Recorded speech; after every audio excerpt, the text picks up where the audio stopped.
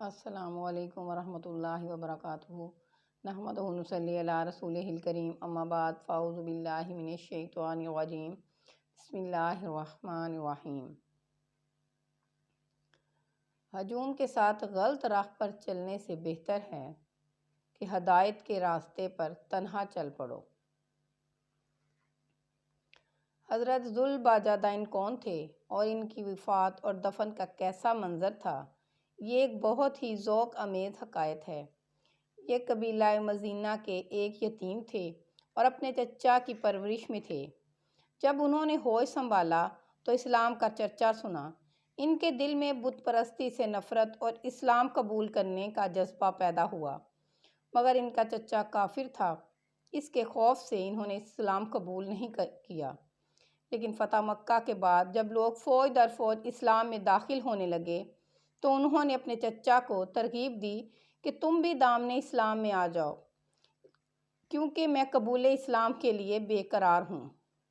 یہ سن کر ان کے چچا نے ان کو برہنہ کر کے گھر سے نکال دیا۔ انہوں نے اپنی والدہ سے ایک کمبل مانگ کر اس کو 2 ٹکڑے کر آدھے کو تہمت اور آدھے کو چادر بنا کر اسی لباس میں ہجرت کر کے مدینہ پہنچ گئے۔ رات بھر مسجد نبوی میں ٹھہرے رہے۔ نماز فجر کے وقت جب جمال محمدی کے انوار سے ان کی آنکھیں منور ہوئیں تو کلمہ پڑھ کر مشرف با اسلام ہو گئے۔ حضور صلی اللہ علیہ وآلہ وسلم نے ان کا نام دریافت فرمایا تو انہوں نے اپنا نام عبدالاعلیٰ بتایا۔ آپ نے فرمایا کہ آج سے تمہارا نام عبداللہ اور لقب ذوالبجادین یعنی 2 کمبلوں والا ہے۔ اور یہ مسجد نبوی میں اصحاب صفا کی جماعت کے ساتھ رہنے لگے۔ نہایت ہی بلند آواز سے ذوق و شوق کے ساتھ قرآن پاک کی تلاوت کیا کرتے تھے۔ جب حضور صلی اللہ علیہ وآلہ وسلم جنگ تبوک کے لیے روانہ ہوئے تو یہ بھی ساتھ چل پڑے اور درخواست کی کہ یا رسول اللہ، دعا کریں کہ مجھے شہادت نصیب ہو جائے۔ تو آپ صلی اللہ علیہ وآلہ وسلم نے فرمایا کہ درخت کی چھال لاؤ۔ وہ ببول کی چھال لائے۔ آپ نے وہ ان کے بازو پر باندھ دی اور دعا کی کہ اے اللہ، میں نے ان کے خون کو کفار پر حرام کر دیا۔ انہوں نے عرض کیا یا رسول اللہ، میرا مقصد تو شہادت ہی ہے۔ تو ارشاد فرمایا کہ جب تم جہاد کے لیے نکلے ہو تو اگر بخار میں بھی مرو گے تو شہید ہی ہوگے۔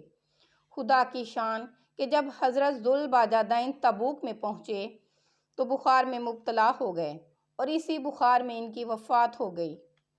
حضرت بلال بن حارث کا بیان ہے کہ ان کے دفن کا عجیب منظر تھا کہ حضرت بلال مؤذن رضی اللہ تعالیٰ عنہ ہاتھ میں چراغ لیے ان کی قبر کے پاس کھڑے تھے اور خود حضور اکرم صلی اللہ علیہ وآلہ وسلم ان کی قبر میں اترے اور حضرت ابوبکر صدیق، حضرت عمر فاروق کو حکم دیا کہ تم دونوں اپنے اسلامی بھائی کی لاش کو اٹھاؤ۔ پھر آپ نے ان کو اپنے دستے مبارک سے لحد میں سلایا اور خود ہی قبر کو کچی اینٹوں سے بند فرمایا اور پھر یہ دعا مانگی کہ یا اللہ، میں ذوالبجادین سے راضی ہوں، تو بھی ان سے راضی ہو جا۔